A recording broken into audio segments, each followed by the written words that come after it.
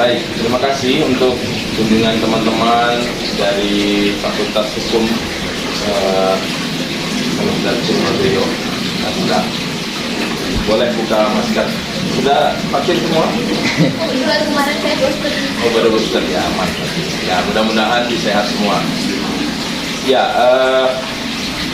saya memang sudah dihubungi oleh Dewi beberapa waktu yang lalu dalam kaitan tugas yang akan dilakukan. Jadi hari ini kita boleh berjumpa dan bersyukur boleh ketemu bersama-sama.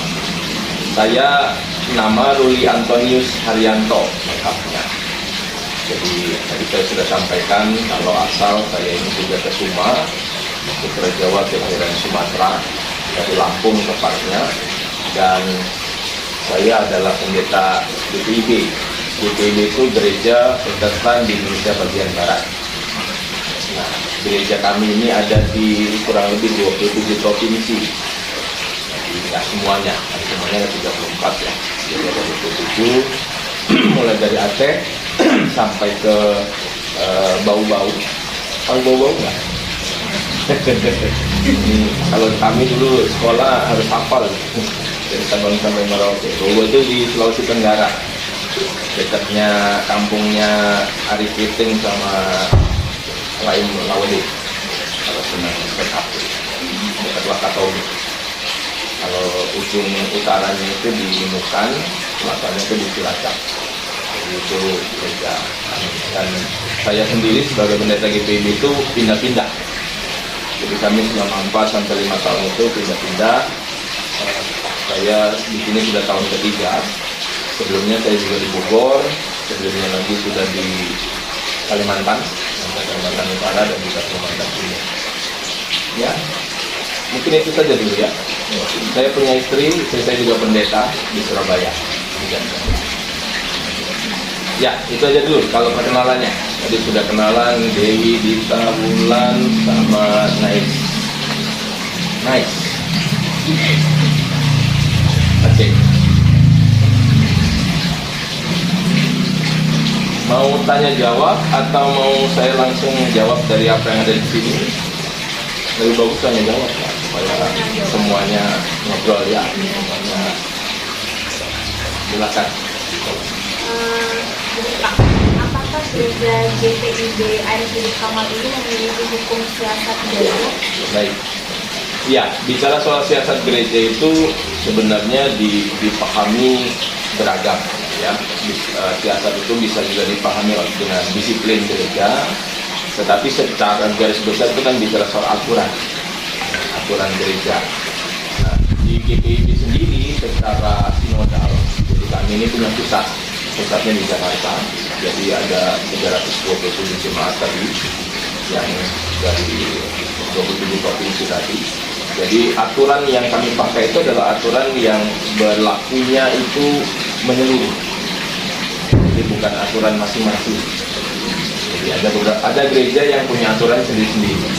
Tetapi ada aturan yang seperti kami ini yang berlakunya itu menyeluruh. Jadi apa yang menjadi aturan di sini secara garis besar itu juga menjadi aturan di GPIB yang lain. Nah, kalau bicara soal ada atau tidaknya, tentunya sebagai organisasi, karena gereja ini kan juga punya dua makna. Ada persekutuan, ada juga organisasi. Nah, sebagai organisasi kan kita juga butuh aturan. Nah, kalau di GPIB sendiri tentu ada aturannya yang disebut sebagai tata gereja. Jadi tata gereja itulah aturan yang dipakai gereja untuk melihat berbagai hal yang kita menjadi bagian dari pelayanan gereja. Jadi kalau gereja ini bukan cuma ngurusi ibadah, tapi juga ada bidang-bidang di mana kita juga ada di masyarakat, kita juga ada berkaitan dengan teknologi dan lain-lain. Jadi itu sebagai sebuah aturan yang holistik. Ya, aturannya ada. Dan pertanyaan selanjutnya ini Pak, menurut agama Kristen dan dalam Alkitab apa sebenarnya tujuan dari menikah itu sendiri? Baik, kalau soal menikah memang dalam Alkitab, kitab sucinya umat Kristiani itu tercatat ada beberapa peristiwa perkawinan. Salah satu cerita perkawinan itu yang dicatat oleh Alkitab adalah cerita tentang perkawinan Rut dan Boaz. Itu ada di kitab Rut. Nah, tapi sebelumnya ada juga yang kemudian dipahami juga sebagai sebuah lembaga perkawinan, cerita tentang Adam dan Hawa. Ya. Rut dan Boaz itu apa perbedaan? Rut dan Boaz itu nama orang. Ya, Rut itu perempuannya, Boaz itu nama laki-lakinya. Ya, jadi perjanjian lama itu kitab Rut itu mencatat perkawinan itu. Jadi di mana dalam proses yang dicatat di dalam kitab Rut itu disebutkan bahwa Rut itu melangsungkan perkawinan dengan prosesi sosial karena melibatkan banyak orang, melibatkan tua-tua, ya seperti layaknya perkawinan yang kita pahami sekarang. Nah, yang kedua tadi soal Adam dan Hawa juga kan itu menjadi sebuah bagian dari proses yang kita pahami juga penyatuan laki-laki dan perempuan yang pada akhirnya kan bicara soal perkawinan juga. Kemudian di perjanjian baru sendiri itu mujizatnya Yesus pertama kali itu berkaitan dengan perkawinan. Jadi ada peristiwa perkawinan di Kana itu nama tempat yang kemudian di mana Yesus waktu itu mengubah air jadi anggur. Jadi buat orang-orang zaman itu, anggur itu adalah bagian dari sebuah perayaan pesta. Ya kayak kita lah misalnya kalau bikin pesta kalau nggak ada makanannya kan nggak sah gitu ya. Apalagi kalau makanannya habis tengah-tengah, ya, kan? Jadi omongan. Awal-awal banyak gitu ya. Nah waktu itu Yesus melihat itu karena airnya anggurnya habis di tengah-tengah jalan, di tengah-tengah pesta, sedangkan masih banyak tamu, sehingga dilakukanlah mujizat pertama. Jadi ada peristiwa perkawinan di mana tercatat seperti itu. Nah artinya di Alkitab sendiri kan berarti ada peristiwa perkawinan dicatat. Nah kalau bicara soal tujuan awalnya yang kemudian kita pakai itu yang pertama adalah apa yang dikatakan dalam kitab Kejadian, beranak cuculah dan bertambah banyaklah. Itu salah satu ayat yang mengatakan seperti itu. Jadi kan kita pahami bahwa beranak cucu bertambah banyak itu adalah bagian perintahnya Tuhan. Dan kemudian itu menjadi dasar kemudian makanya salah satu yang kemudian membuat kita harus melakukan itu adalah dengan membangun sebuah lembaga perkawinan. Tetapi kemudian ini juga berkembang bukan anak yang jadi tujuan. Kadang-kadang kan keluarga senangnya jadikan anak itu tujuan. Nanti kalau nggak dapat anak bermasalah kan akhirnya cari lagi yang lain yang bisa, itu jadi masalah. Jadi artinya dari kemudian tujuan awal itu kemudian berkembang bahwa kalau kita bicara secara garis besar tujuan dari perkawinan itu kan melaksanakan perintah Tuhan, dan tujuan dari kemudian dari perkawinan itu sendiri adalah kebahagiaan. Nah, bicara soal kebahagiaan dalam perkawinan ini kan ya kita sendiri aja lah, masing-masing kalian ini kan standar bahagianya beda-beda pastinya ya. Artinya begitu pula kalau kita bicara soal perkawinan misalnya laki-laki dan perempuan saja itu sudah beda. Nah bagaimana kemudian menyatukannya? Jadi kalau sudah kita melangsungkan perkawinan itu berarti kebahagiaan itu harus dibicarakan bareng-bareng. Jadi jangan cuma lakinya yang bahagia atau perempuannya yang bahagia, tapi bahagia bersama. Jadi itu yang dipahami bahwa yang pertama melaksanakan perintah Tuhan, dan yang kedua adalah untuk kita juga membangun kebahagiaan. Seperti itu istilahnya. Untuk pertanyaan selanjutnya, bagaimana proses pertunangan atau pernikahan menurut agama Kristen, mulai dari apa saja yang dibawa gitu Pak, mungkin dari yang mempelai wanita ke mempelai pria atau sebaliknya, itu apa saja yang dibawa, terus membawa keluarga sendiri. Ya. Baik, pertunangan dalam pemahaman Kristen, khususnya gereja kami ya. Jadi saya disclaimer dulu lah supaya tidak salah begitu ya, karena kemungkinan pasti akan juga ada yang berbeda. Ya. Jadi ini pemahaman dari gereja kami, bukan secara umum Kristen. Sama kalau saya bicara itu juga soal sekarang lagi heboh kan Pak Saifuddin Ibrahim lagi bikin heboh kan. Jadi agak menyinggung rekan-rekan Muslim. Saya tekankan itu bahwa itu pendapat personal, bukan mewakili umat Kristen. Nah, saya pun sekarang bicara soal apa yang saya sampaikan mewakili gereja saya, bukan mewakili gereja yang lain. Apalagi umat Kristen secara umum ya, karena bisa beda-beda. Tapi yang jelas dalam pemahaman kami itu soal pertunangan itu lebih dihubungkan dengan peristiwa budaya, bukan peristiwa agama. Nah, jadi artinya bahwa dengan begitu pertunangan itu bukan sebuah kewajiban dilakukan. Jadi ada yang melakukan pertunangan, tapi ada juga yang enggak. Nanti akan mendapatkan dosa bagi yang tidak melakukan pertunangan. Tidak, karena memang bukan kewajiban agama ya, begitu ya. Karena pemahaman kami itu kan pertunangan itu kan sebuah langkah untuk menetapkan diri sampai ke perkawinan. Ya, kalau di Muslim kan ada ta'aruf begitu ya. Jadi artinya ya itulah secara garis besar seperti itu. Jadi kita ini tidak memandang itu sebagai sebuah kewajiban agama, tetapi peristiwa budaya. Jadi bisa dilakukan, bisa juga tidak. Nah, artinya kalaupun kemudian dilakukan, yang dilakukan adalah kita melangsungkan sebuah ibadah. Ya, ada ibadah khusus memang untuk pertunangan. Ada tata ibadahnya sendiri. Jadi memang di situ juga teknisnya itu juga ada cetak sucinya juga, ada janjinya juga. Jadi janjinya itu lebih kepada janji kami ini mau setia sampai nanti perkawinan. Jadi artinya bahwa itu sebagai sebuah momen untuk mengikat. Ya. Kalau cuma pacaran kadang-kadang kan tidak begitu terikat. Ya. Pertunangan mungkin lebih mengikat, meskipun juga tidak bisa dipastikan juga. Ya.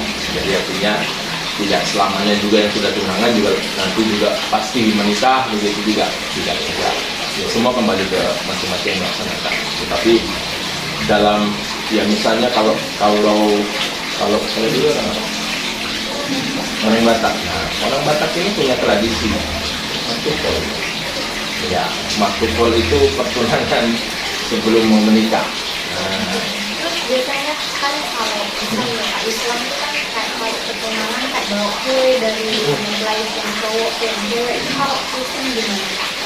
ya itu Apa tadi ya. hanya pertukaran cincin saja atau Semua dikembalikan ke masing-masing sesuai budaya? sesuai budayanya. Jadi kalau memang budaya itu ada, karena misalnya ya di daerah di Nusa Tenggara, yang di Nusa Tenggara Timur misalnya kan dikenal namanya belis. Belis itu kayak mahar. Nah, itu juga dikenal di budaya-budaya di situ. Tapi bukan ajaran agama, tapi ajaran budaya. Nah, jadi artinya dikembalikan semua kepada yang melakukan. Jadi nggak kemudian agama ikut campur atau gereja ikut campur ngurusin itu. Itu kan kedua keluarga. Karena seperti di Dewi ini kan nanti keluarga ngumpul dulu di situ rundingan kira-kira berapa ini, nanti semakin tinggi pendidikannya semakin mahal juga mas kawinnya, itu dibicarakan sebagai budaya. Nah, gereja itu hanya dalam bagiannya gereja adalah mengikatkan peristiwa itu dan mendasarnya dengan ya tentunya ajaran agama gitu ya, supaya memang dasar semuanya kan dari imannya, dari agamanya, supaya semua tanggung jawabnya juga sama Tuhan, bukan cuma sama manusia. Seperti itu kalau tunangannya. Terus selanjutnya Pak, bagaimana proses pernikahan atau perkawinan menurut agama Oke. Kalau perkawinan itu ya ini bicara soal apa ya? Nanti ada juga teknisnya yang saya juga sampaikan. Ya ini hampir sama dengan tadi proses pertunangan tadi ya. Ya semua sama dengan kita pada umumnya. Artinya kan ada proses perkenalan dulu, ada proses perjumpaan antar keluarga dulu. Dan kalau kemudian sudah ada kesepakatan di antara keluarga, nah baru kemudian keluarga menghubungi gereja. Nah biasanya kalau di gereja kami itu waktunya 3 bulan sebelumnya. Kenapa itu dilakukan 3 bulan sebelumnya? Karena ada proses-proses yang harus dijalani sebelum dia menikah. Yang pertama dia akan dilihat dulu persyaratannya, administrasinya tentunya diperlukan. Kalau di Dukcapil itu kan ada N1 sampai N4 kalau tidak salah ya. Itu dari mulai dari nanti desa, kemudian kecamatan dan lain-lain. Tapi kalau di gereja sendiri kan butuh yang namanya ada surat-surat bakti, surat CD-nya, itu buat gereja kami. Jadi proses itu menjadi awal proses untuk proses perkawinan dalam gereja. Dilanjutkan kemudian ada yang namanya pembinaan atau kalau dalam istilah kami katekisasi pra perkawinan. Jadi sebelum kedua mempelai nanti diberkati di ibadah perkawinan itu, mereka dibina dulu. Dibina kalau di gereja kami itu ada 7 materi. Dan itu 7 materi yang kami sampaikan dan sebenarnya juga berkembang. Itu bukan cuma bicara soal materi teologis ya, bukan cuma bicara soal materi agama, tetapi juga materi yang memang dibutuhkan. Maka saya sempat juga melibatkan berbagai bidang. Ada hukumnya juga ada, karena perkara kan bicara soal nanti ada harta gono gini lah, macam-macam kan. Kemudian ada dokter juga, karena butuh kesehatan laki-laki dan perempuannya. Psikolog juga, ekonom juga. Jadi ada beberapa gereja yang sudah melakukan itu dengan pemahaman bahwa perkawinan itu kan bukan cuma butuh dikhotbahi. Yang akan mereka hadapi ini kan macam-macam kan.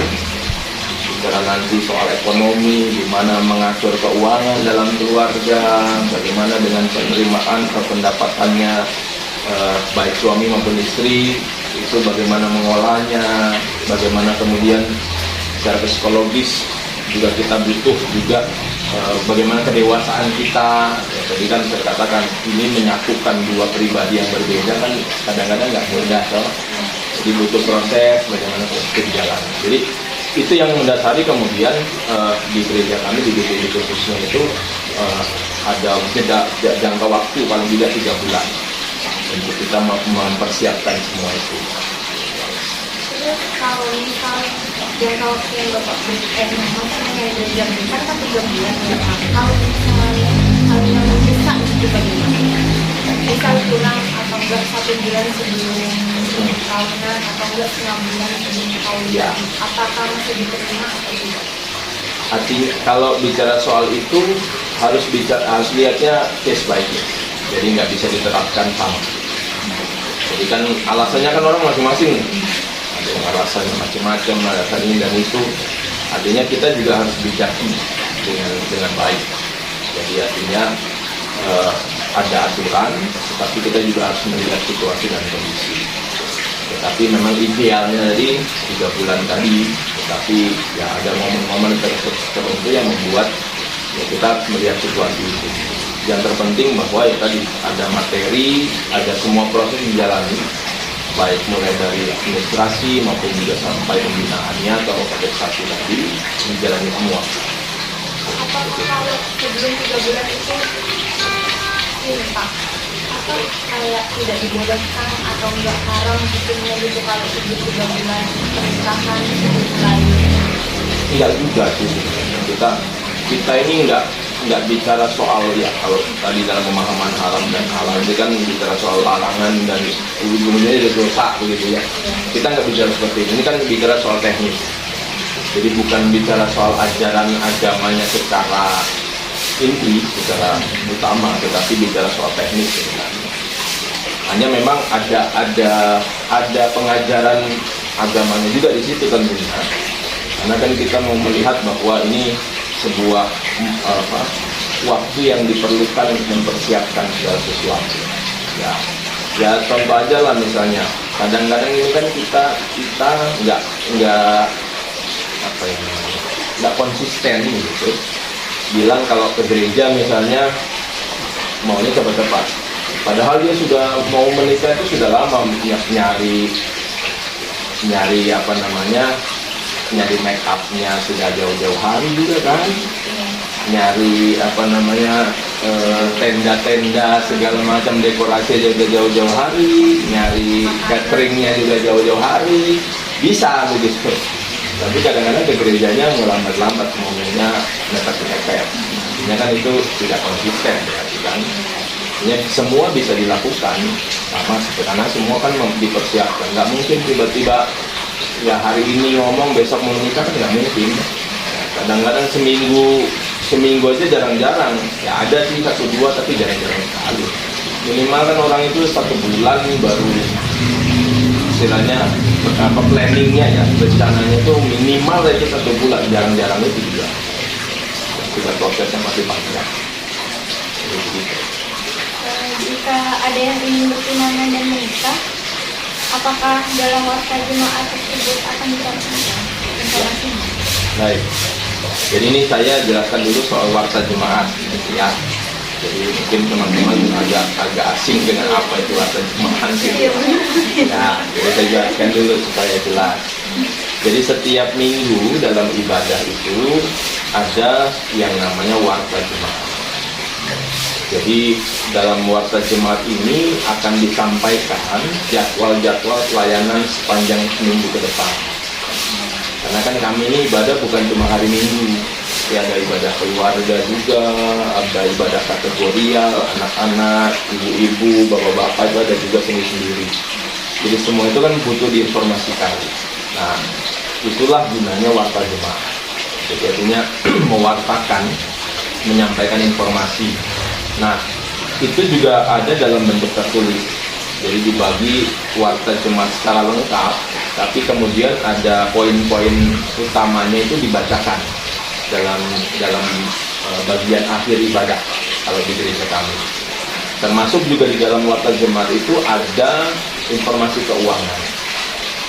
Nah, jadi kami itu memakai sistem semua transparan, semua juga dicatat. Jadi ada penerimaan persembahan, ada pengeluaran, segala macam itu semua dicatat. Itu jadi informasi buat seluruh jemaat. Artinya dengan pemahaman itu, kalau ada orang tadi pertanyaannya, kalau ada yang mau tunangan, kalau ada yang mau menikah, itu pastinya akan disampaikan di sana. Dan itu biasanya akan dilakukan berturut-turut minimal 2 kali. Jadi 2 minggu sebelum pelaksanaan.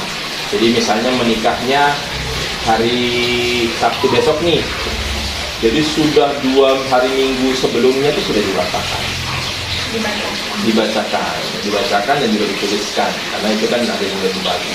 Kalau kemarin waktu online ya juga dibagikan lewat media. Nah, artinya kenapa itu dilakukan? Ini sebagai sebuah bentuk yang pertama informasi tentunya. Tapi yang kedua juga ini menjadi sebuah upaya gereja untuk membuka, untuk menyampaikan karena di dalam kalau misalnya menikah atau bertunangan itu juga ada klausul atau ada kalimat yang akan ditambahkan. Jika ada yang berkeberatan dengan perkawinan ini, silahkan menghubungi gereja. Kan kadang-kadang kita nggak bisa tahu semua tentang yang mau menikah ini. Ini dia punya masalah kah? Tiba-tiba mungkin dia punya istri di tempat lain. Ngakunya sih mungkin bujangan begitu ya. Tulis surat bujangan, tapi tiba-tiba karena pernah juga terjadi seperti itu. Jadi mau diberkati, istrinya datang, nah, kan artinya itu kan makanya kita butuh juga, ya bukan di sini ya, tetapi di gereja yang lain. Jadi makanya kami di GPI itu sangat juga berhati-hati dengan persyaratan administrasi. Jadi semua harus dilengkapi dengan bukti-bukti yang sah. Dan ini kan peristiwa yang ini penting gitu ya. peristiwa yang sakral juga. Jangan sampai kemudian terjadi persoalan-persoalan seperti itu. Jadi artinya tujuan dari sampaikannya informasi itu ya menginformasikan dan juga membuka juga kemungkinan kalau ada yang punya keberatan. Jangan-jangan juga nggak ada izin restunya dari bapaknya, orang tua, nah kita kan nggak tahu. Nggak semuanya bisa kita tahu kan.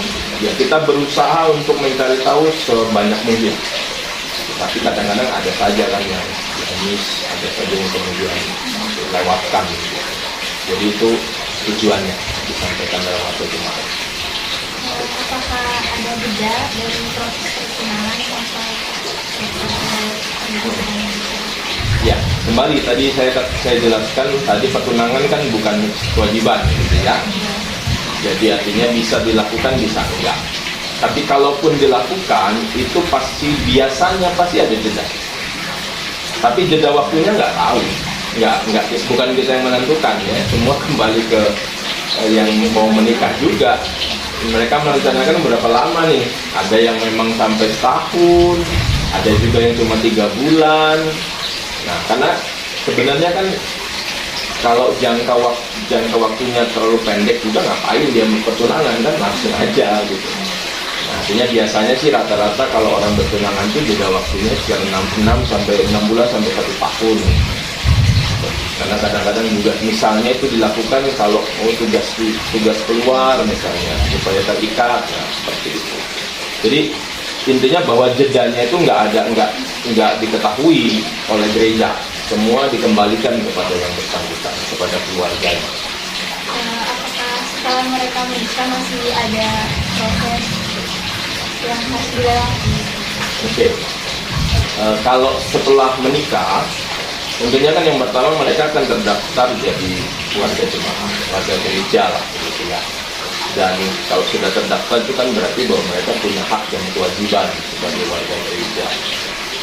Hak mereka adalah dilayani, diberikan pelayanan, diberikan juga pembinaan. Nah, tetapi secara khusus detail untuk kemudian apa yang dikerjakan bagi yang keluarga baru itu memang tidak ada. Yang dilakukan adalah secara umum saja. Secara umum dalam artian pembinaan pun lewat ibadah-ibadah, jadi ajakan-ajakan aktif dalam ibadah. Hanya kalau kemudian terjadilah persoalan-persoalan, baru kemudian gereja juga hadir di sana. Itu pun kalau diminta. Jadi nggak bisa juga tiba-tiba ujuk-ujuk saya pendeta datang ada masalah gitu, nggak ngomong nggak apa, tiba-tiba saya datang ada masalah ya, nggak bisa begitu juga. Ya kami juga kan ini biarpun itu warga jemaat kami, ya kami juga menjaga privasi ya. Artinya ya kecuali mungkin kalau kejadian masalahnya sudah terlalu serius atau sudah ada KDR itu segala macam kan mau kita juga harus turun tangan ya.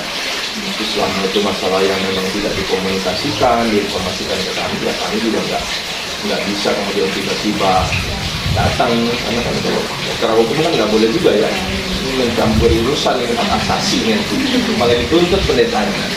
Jadi begitu, nggak ada secara khusus tapi secara umum pembinaannya lewat pendampingan, lewat ibadah, nah, lewat kalau mereka membutuhkan juga gereja pasti tetap terbuka kan. Kami pada pendeta juga selalu terbuka untuk berbagai konsultasi, masukan atau nasihat. Untuk mengurus akte perkawinan itu Pak dilakukan pada saat sebelum atau sudah mengundangkan di institusi di akte gereja atau di kemudian hari? Oke. Ini pasti akan dikaitkan dengan Undang-Undang Nomor 1 tahun 74 ya, Undang-Undang Perkawinan. Jadi memang ada dilematisnya, ada dilema yang dihadapi. Kenapa? Karena ada pemahaman yang sebenarnya agak bertolak belakang bisa dikatakan begitu antara aturan pemahamannya dari undang-undang dengan pemahamannya gereja atau ya kami khususnya gereja kami gitu ya.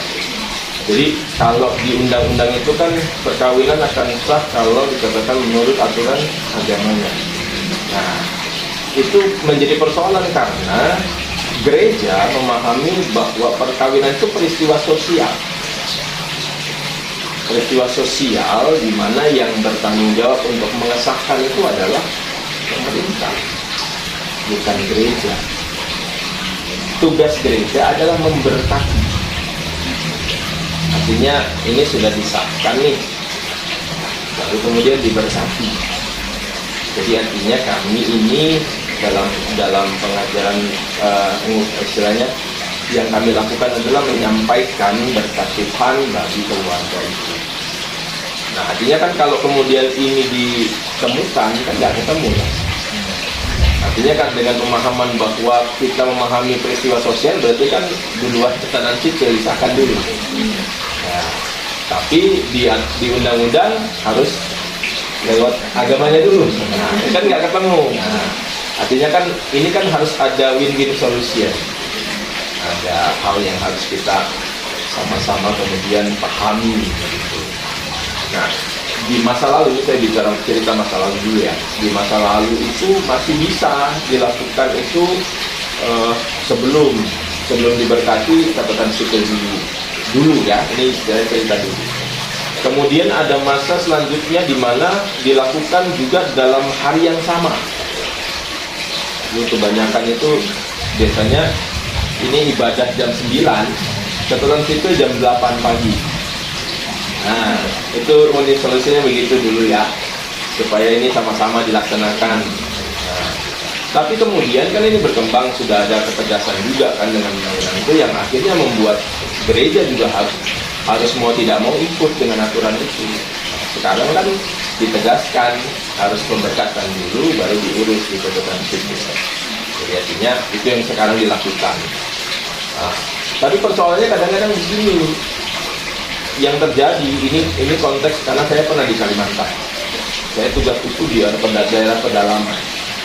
Nah, kalau di daerah pedalaman itu kan ngurus catatan sipil nggak mudah. Catatan sipilnya jauh, naik pesawat dulu saya. Jadi artinya kemudian kalau itu tidak dilakukan lebih dahulu, resikonya adalah kadang-kadang orang nggak mau ngurusin catatan sipil. Karena terlalu jauh jaraknya. Dulu sih ada namanya petugas pencatat sipil misalnya. Itu di beberapa daerah diberikan wewenang itu buat pendeta atau daerah pusat gitu ya. Nah, artinya itu untuk mencoba mengatasi persoalan-persoalan itu. Tapi kan ini persoalan yang kadang-kadang nggak dilihat sebagai bagian dari persoalan kita.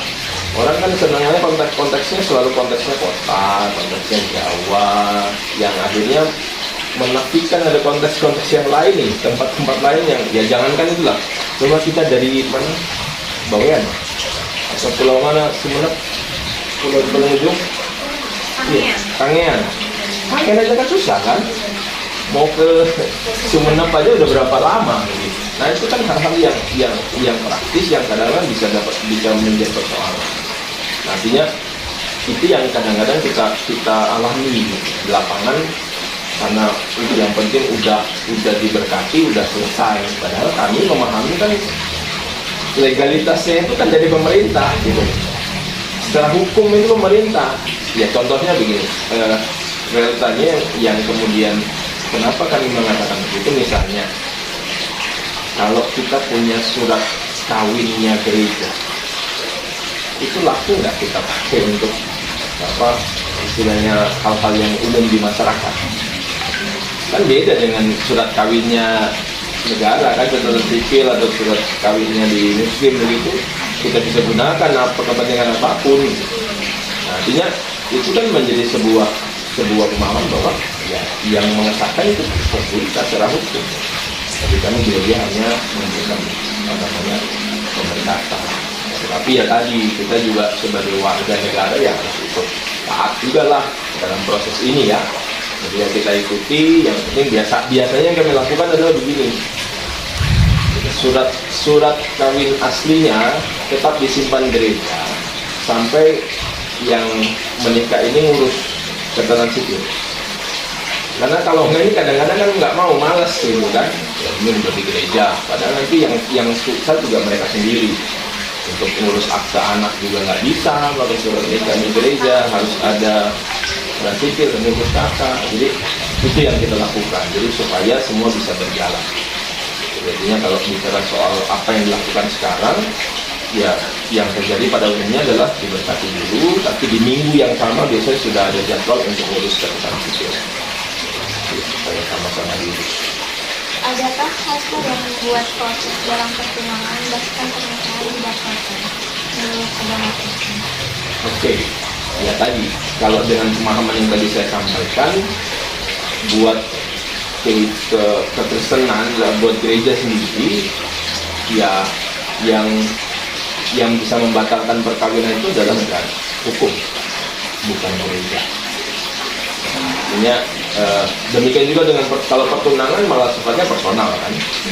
Artinya nggak menyangkut hukum, nggak menyangkut gereja juga, itu menyangkut keluarga saja lah.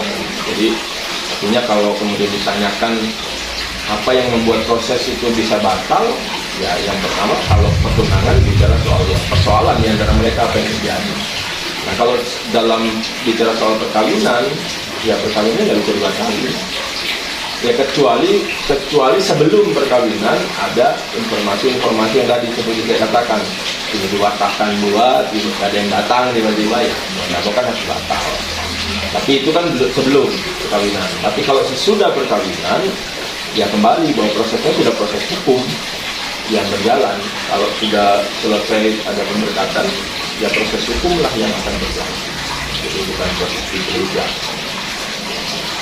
Pandangan tentang agama Kristen terhadap perceraian itu apa? Ya, ini tadi kan ini berkaitan juga dengan pertanyaan sebelumnya, gitu ya, tentang pembatalan atau juga itu istilah lain perceraian. Kalau di Kristen sendiri dengan tegas seluruh gereja itu menolak perceraian. Ya, di agama Kristen sendiri secara umum menolak perceraian. Hanya, ya ini kan juga kita harus melihat sebuah realita dalam kehidupan kita. Hidup ini nggak hitam putih gitu ya. Hidup ini nggak cuma bicara benar salah, dosa apa enggak. Tapi ada sebuah proses-proses yang akan berjalan dalam kehidupan.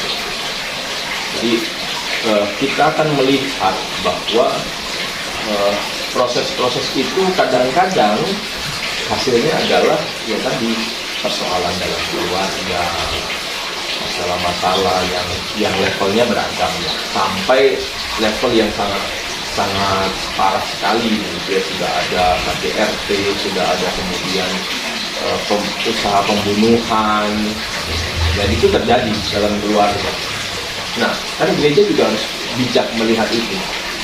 Kalau kemudian kita juga tadi di awal memahami bahwa tujuan utama dari perkawinan juga adalah kebahagiaan, ya bagaimana kita coba lihat apakah bisa bahagia kalau kemudian masalah yang sudah begitu parah itu terjadi.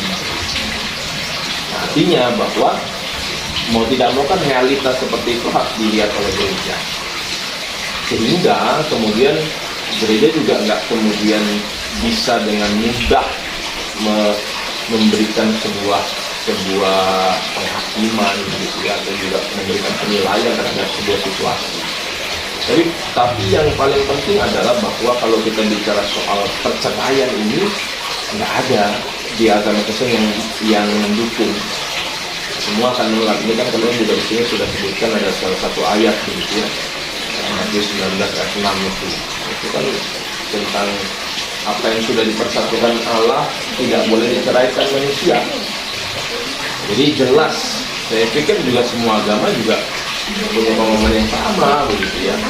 Tapi ya tadi ada persoalan muncul sehingga membuat kita juga melihat itu. Tetapi kalau kemudian itu muncul dalam sebuah proses keluarga, tetap saja bahwa gereja itu nggak bisa menceraikan keluarga. Jadi gereja itu nggak bisa menceraikan suami istri.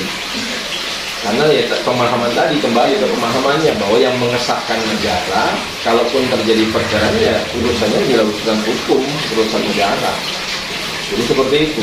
Jadi kalau bicara perceraian dengan tegas saya katakan tidak ada yang mendukung perceraian. Kita malah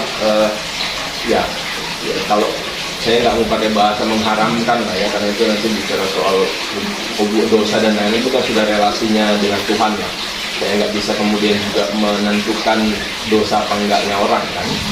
Jadinya pemahaman dasarnya saja bahwa kita ini gereja Yerusalem nggak mendukung perceraian, menolak perceraian. Ya, sesuai dengan tadi salah satunya ayat ya, Yesus sendiri berfirman seperti itu. Enggak, kalaupun terjadi ya yang pertama tadi, yang kalaupun terjadi itu peristiwa hukum. Jadi sudah bicaranya perceraian itu akan menjadi persoalan hukum. Jadi sudah pengadilan yang ngurus. Suratnya pun akan jadi surat dari pengadilan, bukan surat dari gereja. Gereja nggak pernah keluarin surat perceraian. Biarpun dia sudah bercerai, itu suratnya pasti dari pengadilan, bukan dari gereja. Nah, tetapi dalam ini juga nanti ada beberapa yang saya jawab sekaligus gitu ya. Jadi prosesnya itu akan panjang. Jadi yang namanya persoalan tadi kan saya kasih gambaran, ada persoalan dalam keluarga. Dalam persoalan itu kan juga berproses. Nah, dalam proses inilah gereja hadir mendampingi. Ini kan kita berusaha memediasi, berusaha mendamaikan, memberikan nasihat, memberikan masukan. Nah, kalau dalam proses ini sudah nggak bisa juga dipertahankan, ya mau nggak mau kan. Bukan kami mendukung, tapi kami serahkan kembali kepada keluarga itu untuk memutuskan. Tetapi dalam proses itu diharapkan menjadi keputusan terakhir. Jadi setelah proses yang panjang, jadi nggak juga masalahnya hari ini minggu depan cerai gitu kan. Enggak, jadi ada proses yang cukup panjang dalam proses itu yang memang nggak juga bisa dibatasi, ditentukan waktunya. Dan semua akan bergantung dengan proses-proses yang akan dijalani, seberat apa juga persoalan. Baik Pak, bagaimana jika ada anak yang masih di bawah umur yang terlibat dalam perceraian tersebut? Siapakah orang yang mendapat hak asuhnya? Apakah dalam agama Kristen mengatur mengenai hal tersebut atau mengikuti peraturan perundang-undangan negara kita? Ya kembali dengan pemahaman tadi jelas bahwa ini akan dikembalikan lagi kepada aturan hukum. Karena di dalam aturan gereja, khususnya gereja kami nggak ngatur soal hak asuh, soal hak wali, soal hak waris, itu nggak diatur. Jadi semua itu udah urusannya keluarga, urusan negara sama hukum lah. Gitu. Jadi kami ini tugasnya ya mendampingi dalam bidangnya ya lebih banyak kepada bidang teologis ya, bidang imannya. Jadi bukan nggak ngurus sampai detail. Ya, berbeda dengan teman-teman di Muslim kan sampai detail aturannya memang ada. Kalau kami memang nggak ada. Ya, semua ada, memang sudah ada pembedaan. Ada yang memang urusannya gereja, tapi ada juga urusannya hukum. Jadi kalau ada anak ya sudah kembali diserahkan proses hukumnya. Ya, kami ya tadi yang kami lakukan paling mendampingi, memediasi, memberikan masukan, yang mana yang lebih baik kan akan dilihat juga. Misalnya kita kan juga perhatikan kira-kira dari suami dan istri ini mana yang lebih baik, gitu kan?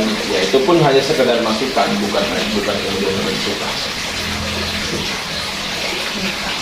Apabila seorang pasangan suami istri misal meninggal suaminya ini Pak, apakah bisa untuk pasangan yang ditinggalkan menikah kembali?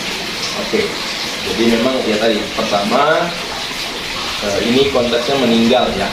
Kalau meninggal itu berarti ya otomatis dengan ya jawabannya mudah, sebenarnya bisa. Kalau yang susah itu kan yang bercerai. Nah, ini kan juga jadi pertanyaan juga ya. Jadi artinya ini juga sekaligus menjelaskan itu bahwa kalau dia meninggal, ya suami atau istri yang ditinggalkan itu ya masih bisa punya hak untuk menikah kembali karena memang ditinggal meninggal, tidak ada. Nah yang kemudian muncul adalah pertanyaan yang paling jadi persoalan adalah kalau sudah bercerai. Kalau bercerai gimana? Boleh nikah lagi atau enggak? Artinya ada yang nikah, kalau di di Muslim kan ada rujuk, balikan lagi. Tapi ada juga yang kemudian ya cari yang lain lagi kan. Nah, kalau menjawab pertanyaan itu ya pada dasarnya diperbolehkan. Hanya ya kembali ada proses lagi yang harus dijalani. Ya kembali ada namanya penggembalaan. Penggembalaan itu ya kayak kita konseling gitu ya. Istilah umumnya konseling tadi kategorisasi tadi. Jadi ada pengembalaan, ada percakapan. Jadi itu pun juga nanti akan dilihat juga situasinya seperti apa. Kemudian juga nanti ya jangan sampai kemudian karena diperbolehkan ya udah saya cerai lagi, nanti cari lagi. Itu kan juga kadang-kadang ada manusia yang mikirnya begitu kan. Nah itu juga harus kita lihat. Ada batasan juga yang kemudian ditentukan. Ingat saya ya ini saya belum tahu benar. Nanti saya coba cek lagi, kalau nggak salah cuma 2 kali misalnya batasnya untuk bisa menikah kembali. Nah, tapi yang paling utama dari poin itu adalah sebelum dia menikah kembali tetap harus ada yang namanya penggembala, harus ada pendampingan, harus ada konseling dulu supaya tujuannya tidak terulang lagi perceraian yang sebelumnya. Jadi benar-benar dipersiapkan lagi lah. Kan ini harusnya kan bisa belajar dari pengalaman gitu ya. Ya, bukan belajar nanti sudah cerai bisa kawin lagi, jadi cerai lagi gitu. Tapi belajar dari persoalan apa yang dihadapi, bagaimana menghadapinya sehingga tidak terus cerai. Tapi boleh Pak kalau misalnya cerai? Iya, kalau di Kristen masih diperbolehkan. Baik menikah kembali dengan pasangan sebelumnya atau dengan orang lain. Tapi ya tadi itu pun nggak serta merta diputuskan dengan mudah gitu ya. Ada proses yang cukup panjang yang harus dijalani. Terus saya pernah dengar katanya kalau di kayak gereja gitu itu katanya nggak boleh kalau mau nikah lagi. Ya itu gereja Katolik biasanya yang punya ketegasan begitu. Tapi di masa sekarang pun sebenarnya sama dengan apa yang kami lakukan. Masih ada ruang juga dibilang itu sama sekali nggak boleh juga nggak juga, karena saya juga banyak teman dari Katolik, Romo-Romo juga saya banyak kenal. Ya mereka bilang juga ada, ya tapi ya kembali bahwa itu semua kan didahului dengan proses yang cukup panjang. Jadi artinya memang kalau secara kenapa kemudian dimunculkan opini seperti atau maksudnya dimunculkan pemahaman seperti itu supaya orang nggak bercerai sebenarnya. Jadi intinya itu seperti itu. Kalau nggak boleh menikah lagi ya seperti itu. Jadi artinya kan ya tadi saya katakan seperti dari awal saya sudah bilang setiap gereja punya aturan yang kadang-kadang berbeda-beda. Dan itu kadang-kadang diterapkan. Lalu Pak, bagaimana pembagian harta ini atau harta bersama menurut pandangan gereja Kristen? Apakah gereja dapat melakukannya atau justru tetap mengikuti peraturan keislaman? Iya, saya rasa ini sama jawabannya dengan wa'atu tadi. Ini jadi persoalan hukum lah. Jadi gereja nggak kawin-kawin, nggak ikut-ikutan, nanti malah dipikirnya gereja cari bagian lagi. Ya gitu. Jadi memang ini karena peristiwanya apa? Ini adalah sebuah hukum berkaitan dengan hukum ya ini diserahkan kepada hukum.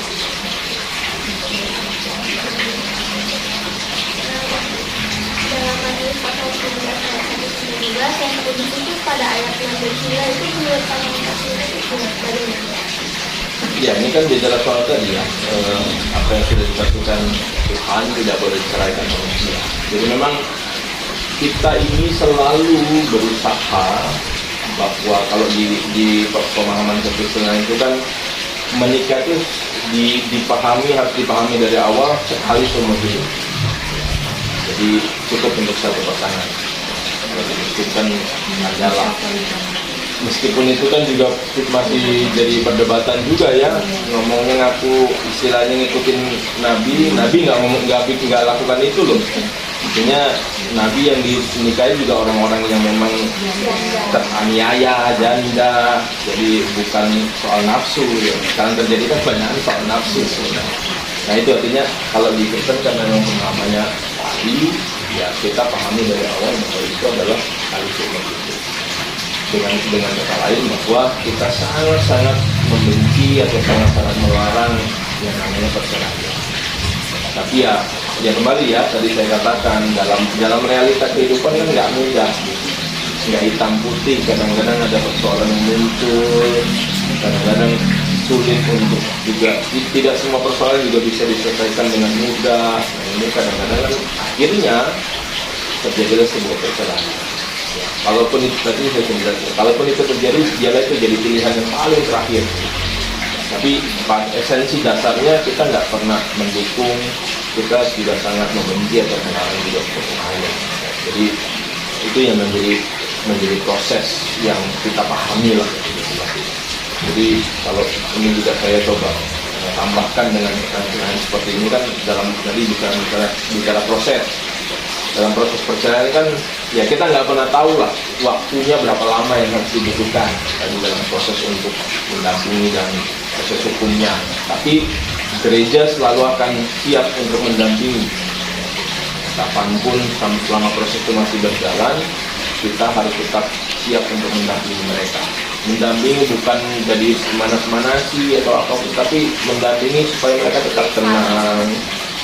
Mudah-mudahan dalam proses itu kita juga bisa akhirnya malah kembali, kan ini juga kita harapkan seperti itu. Tapi waktunya nggak pernah bisa kita tentukan. Kan kalau sudah di sini ada pertanyaan soal sudah ada dalam proses hukum di pengadilan, ya kalau memang dibutuhkan kita juga siap. Dan kadang-kadang beberapa kali juga ada pendeta-pendeta yang juga menjadikan saksi misalnya dalam sebuah proses peradilan perceraian. Jadi intinya bahwa kita tetap terus mendampingi sebagai tanggung jawab kita juga sebagai gereja, apalagi kemudian kalau keluarga itu juga ada menjadi bagian dari istilahnya persekutuan kita ini, dan kebersamaan yang kita harus tetap mendampingi karena mereka juga keluarga kita. Begitu. Bagaimana pandangan mereka mengenai seorang anak yang hamil wanita dan apakah bujur untuk melayani kasus pernikahan tersebut? Dimana perempuan itu sedang hamil ya. Ya, ini saya punya dua pendapat pribadi dengan pendapat juga yang dilakukan secara umum di gereja saya. Kalau secara umum bisa, artinya diperbolehkan menikah dalam keadaan hamil, dan artinya dalam keadaan hamil dinikahkan. Artinya bahwa ya kembali semua ini kan bagian dari proses kehidupan kita yang nggak mudah ini. Yang paling penting poinnya adalah bagaimana dalam proses itu gereja hadir, gereja juga memberikan pendampingan, memberikan masukan, sehingga dengan pemahamannya adalah kalau ya ini kita pemahamannya begini, kalau itu terjadi ya kita menggabungkan harus mengatakan ini mereka sudah berbuat dosa dan berzina begitu, karena di aturan hukum Taurat juga ada kalau di kami jangan berzina begitu ya. Artinya mereka sudah ada dalam kondisi mereka berdosa. Tapi apakah kemudian mereka ini kemudian harus kita biarkan tetap dalam keadaan dosa itu? Kalau kita biarkan kan artinya bahwa kita semakin jahat sama mereka ini. Artinya gereja hadir untuk mengangkat derajat mereka ini, bukan dalam artian mendukung perbuatannya, tetapi ya supaya mereka nggak semakin tenggelam dalam dosa itu. Jadi supaya kita mengangkat mereka kemudian dipulihkan lagi, kan pasti ya baik mereka yang melakukan maupun keluarganya kan pasti ada perasaan yang nggak nyaman kan. Nah, itu kan juga butuh untuk dipulihkan.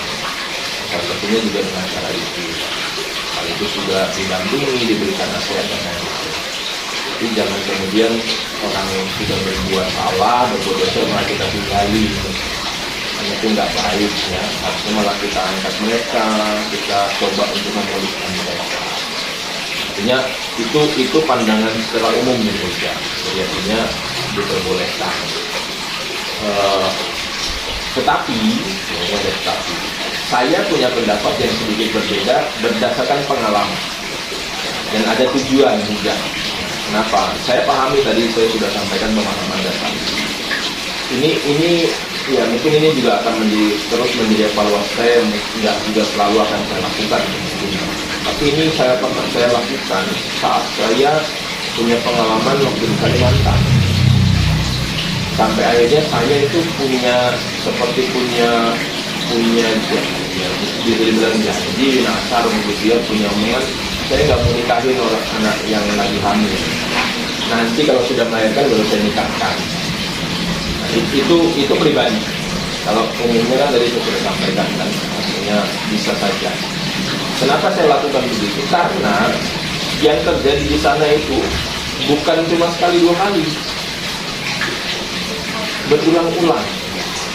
Jadi misalnya kalian dari berbagai wilayah datang kuliah, pulang itu bukan bawa ijazah, tapi ijazah. Jadi pulang ke kampung itu tiba-tiba kondisinya sudah hamil, dan itu banyak, artinya berulang.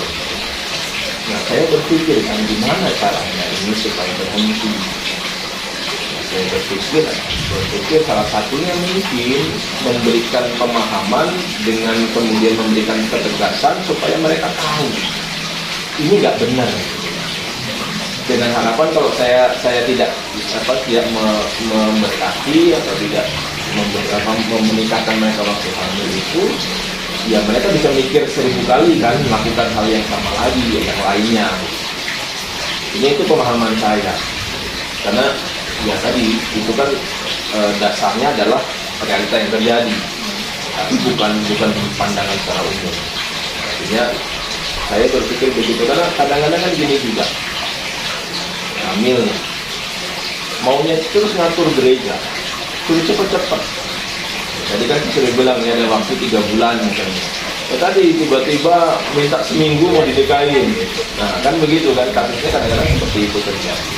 Nah artinya kan gereja ini kan juga bukan kemudian cuma mengurusi hal itu, dan itu juga bukan hal yang mudah untuk dilakukan. Tanggung jawab, karena kadang-kadang orang cuma berpikir, yang kepikiran cuma rasa malu. Padahal kalau mau jujur kan, biarpun dia nikah, kan tetap orang akan takut. Dia lahirnya bulan apa, nikahnya bulan apa. Tapi kan kadang-kadang orang reaktif, karena rasa malu, panik. Nah, nama keluarga dan padahal ya si orang juga kayaknya sudah tahu. Sehingga saya berpikir dengan cara saya melakukan itu menjadi sebuah pandangan baru, orang berpikir ulang, dan pada akhirnya sadar bahwa yang namanya menikah ini nggak mudah. Ya, kalau secara logika saja ya, kenapa saya katakan menikah nggak mudah? Kita mempersiapkan aja sudah susah. Macam-macam yang dipersiapkan kan, mulai dari perburunya, cateringnya, dekornya, riasnya, gedungnya, itu biayanya sudah berapa. Nah, itu kan membuktikan bahwa menikah itu nggak mudah, bukan main-main. Nah, artinya bahwa itu pemahaman yang harus dipahami supaya orang itu juga mau memutuskan menikah itu nggak gampang. Nggak gampang itu, karena saya senang cinta pada pandangan pertama, dia kayak opa-opa Korea gitu ya, saya mau nikahin gitu ya. Nah, kan nggak mudah begitu, artinya perlu dipikir panjang. Hanya dari proses persiapan itu saja sudah panjang, termasuk waktu yang kita berikan itu kan supaya juga orang tahu tidak mudah. Artinya dari persiapan saja tidak mudah, ini kan juga ini baru awal. Belum lagi masuk perkawinannya kan masih panjang lagi gitu. Karena harapan kita kalau di dalam Kristen kan ini tuh peristiwa sekali seumur hidup. Jadi sakral nih, suci, ini kudus, sehingga orang juga mikirnya benar-benar. Nggak cuma karena emosi, nggak cuma karena cinta, kemudian akhirnya jadi gampangin semuanya. Jadi seperti itu. Jadi pemahaman perkawinan ini kan kompleks lah. Jadi kalau dalam Kristen itu kan mau memberikan pemahaman bahwa ini peristiwa yang nggak mudah, ini peristiwa sekali seumur hidup, dipersiapkan baik-baik, jangan sampai terjadi perceraian.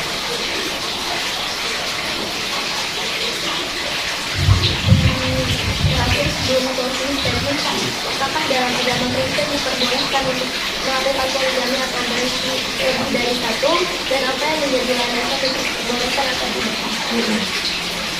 Ya, kalau kita lihat di Alkitab, ini kan kadang-kadang jadi pertanyaan banyak orang Kristen sendiri. Di Alkitab itu kan banyak cerita, di Perjanjian Lama khususnya itu kan kayak Salomo atau Sulaiman itu kan punya istri banyak.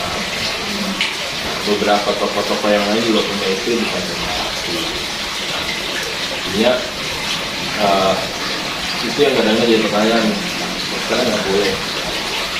Karena memang dalam pemahaman yang sekarang memang kita nggak diperbolehkan untuk memahami menikah lebih dari satu. Biasanya pemahamannya bahwa memang ya kita memahami peristiwa perkawinan itu nggak mudah, satu aja susah begitu ya, kita urus apalagi banyak. Ya, kalau dibilang di muslim misalnya orang poligami yang penting adil, kan benar-benar adil gitu ya. Adil menurut siapa ini? Jadi artinya itu ya, karena kita banyak memahami hal seperti itu, bahwa kalau kita memahami ini sebuah hal yang tidak mudah untuk kita lakukan, dan bukan hanya karena soal nafsu, bukan hanya karena cinta, tapi karena ada hal-hal yang memang kita juga libatkan, hubungkan dengan relasi kita dengan Tuhan kita. Jadi kalau di Kristen memang jelas satu, tidak boleh poligami.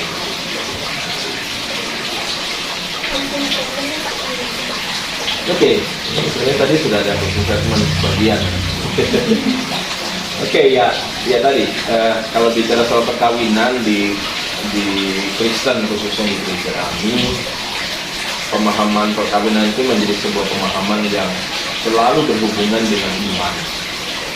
Nah, tadi salah satu tujuan utamanya adalah melaksanakan kehendak Tuhan.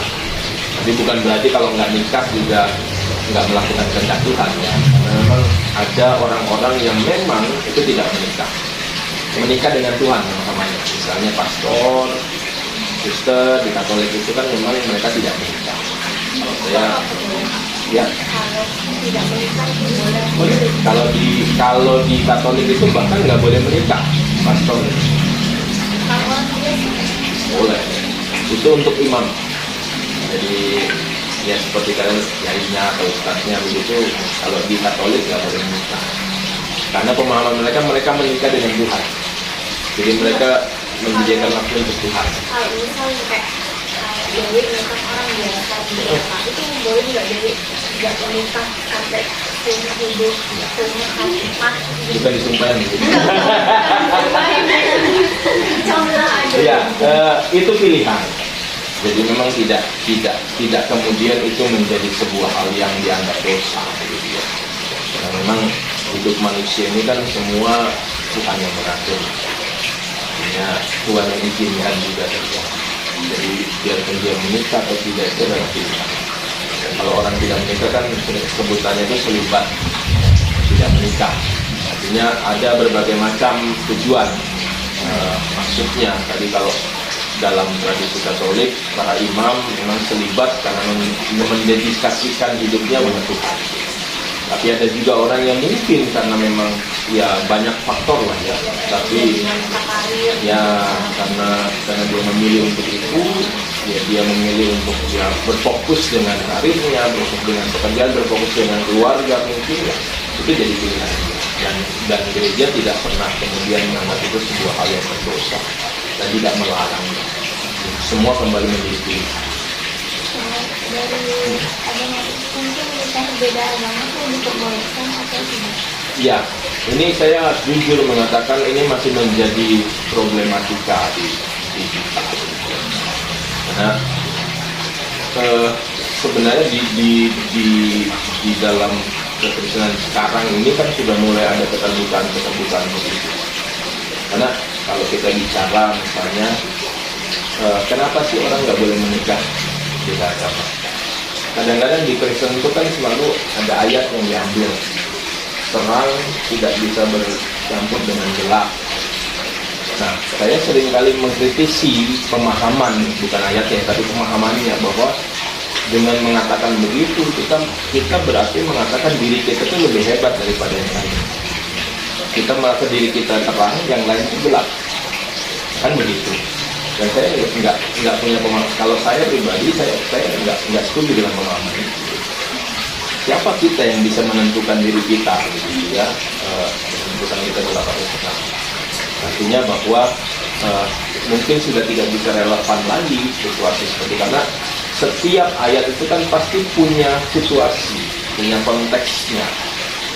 Sama seperti di Muslim sekarang juga, saya kuliah di UIN juga sudah mulai kan muncul di buku itu dalam mata kuliah ada mengerti penafsiran yang sudah mulai juga dilihat nih. Jadi Quran itu bukan cuma dilihat langsung diartikan saja, tetapi juga lihat situasinya seperti apa.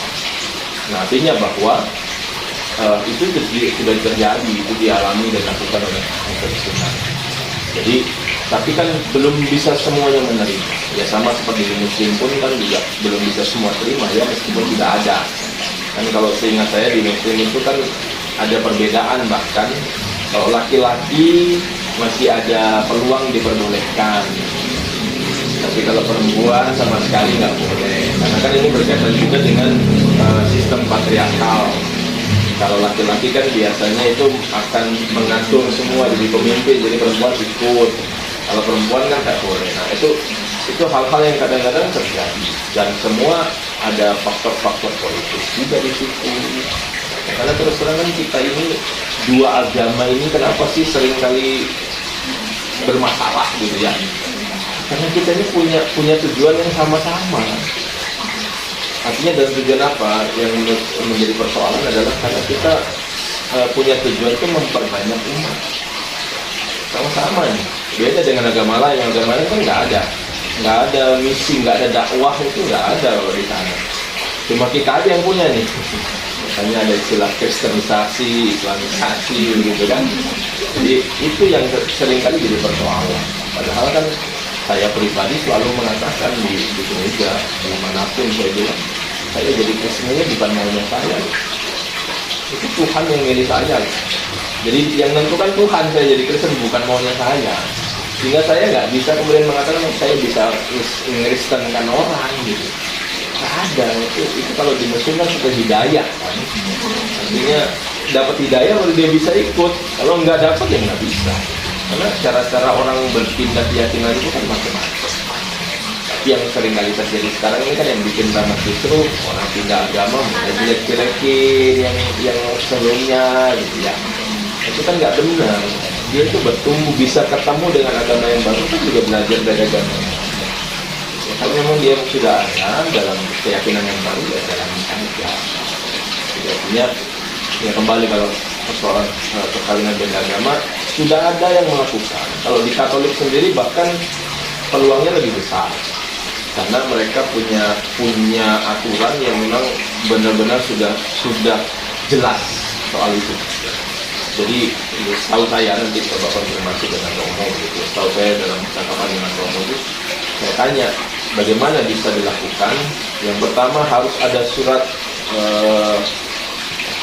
rekomendasi gitu, dari uskup.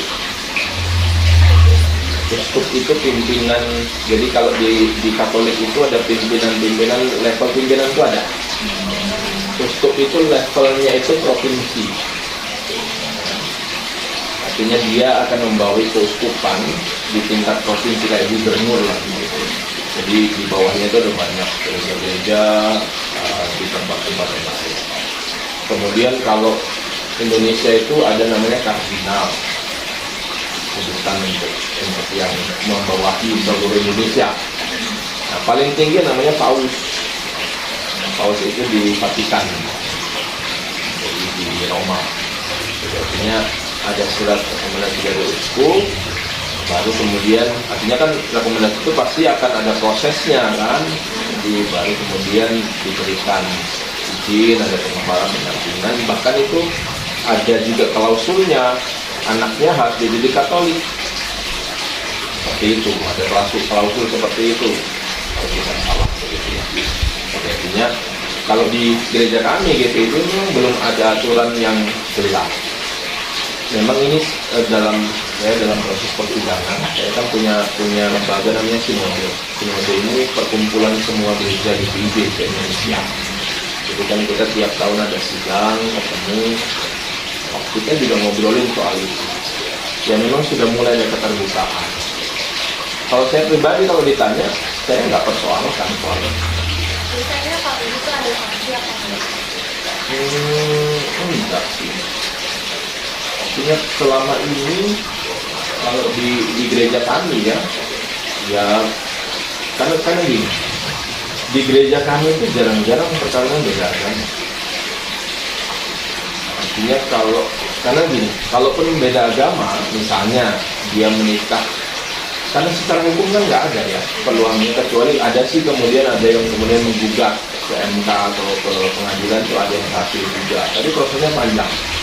Nah, kalau kita ngikuti aturannya Undang-Undang 74 itu, ya memang nggak bisa. Karena semuanya harus salah satu agama dipilih. Misalnya nih, misalnya pun dia menikahnya nanti tetap beda agama, tapi dalam proses perkawinan harus tetap ada satu agama. Saya nggak tahu kalau di Muslim sendiri, dia ijab gitu. Biasanya kalau ijab itu ada 2 kalimat syahadat ya? Enggak ya? Cuma ijab aja ya, oke. Berarti kalau itu kan berarti nggak ada masalah ya. Artinya tidak harus jadi mualaf dulu kalau beda agama. Tapi tidak diperbolehkan gitu. Nah, tetapi kan itu juga debatable kan. Ada juga yang sudah memperbolehkan. Coba. Tergantung keyakinan masing-masing halnya. Ya, artinya itu bukan keyakinan ya, itu penafsirannya masing-masing. Artinya kalau yang saya tahu kan Kiai Ahmad Polis kan juga sudah beberapa kali, bahkan dikatakan ratusan kali mengkawinkan beda agama. Ini Gus Anan Sori juga beberapa kali mengkawinkan. Jadi mungkin pemahaman mereka sama dengan saya. Jadi artinya saya memahaminya begini. Agama itu adalah sebuah hal yang personal, pribadi. Hak asasi manusia juga menjamin kebebasan beragama. Dia nggak kemudian berhubungan dengan namanya perkawinan. Jadi artinya bahwa jangan sampai karena perkawinan orang kemudian dipaksa untuk berpindah agama. Karena ujung-ujungnya malah nggak bagus. Misalnya nih, banyak kasus orang dari Muslim jadi Kristen, nikah, waktu nikah mau jadi Kristen, tapi begitu habis nikah ke gereja enggak, ke masjid juga enggak, kayak nggak punya Tuhan malah kan.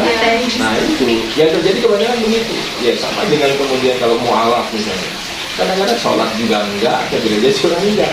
Islam KTP. Jadi artinya karena itu memang personal, enggak semua orang bisa menjalani. Saya pribadi punya pendapat seperti itu. Sehingga kalau menurut saya perkawinan enggak bicara soal agama yang sama, haknya masing-masing. Ya nanti kita dipanggil sama Tuhan juga kan ya sendiri-sendiri kan, nggak rombongan sama keluarga. Ditanyain pun sendiri-sendiri kamu bikin apa, nggak sama keluarga. Jadi artinya ya dari pengalaman seperti itu ya. Jadi sebenarnya kalau saya melihatnya ya nggak ada masalah dengan itu, karena itu keyakinannya masing-masing. Malah harusnya semakin kuat lah ya, dengan masing-masing keyakinan. Cuma kan persoalan pendapat saya ini atau beberapa orang tadi, tidak semuanya punya pendapat yang sama.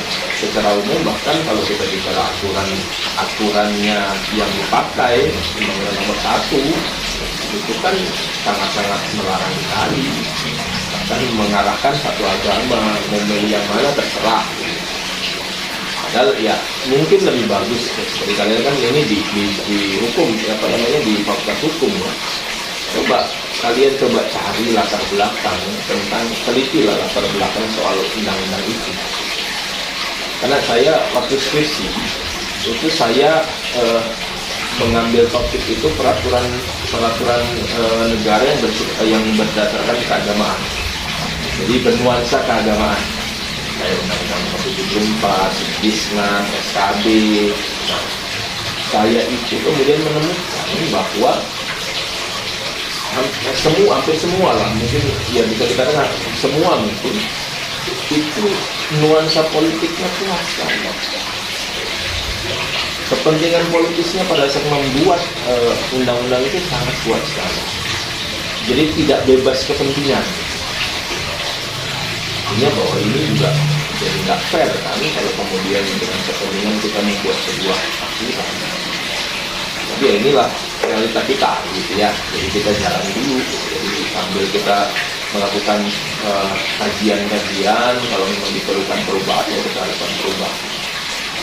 Seperti itu. Jadi ini juga menjadi sebuah hal yang saya pikir ya jadi closing statement juga lah. Artinya kalau perkawinan ini nggak mudah, ya, harus benar-benar dipikirkan matang-matang bahwa ya, kalian juga ini nanti mereka toh semua.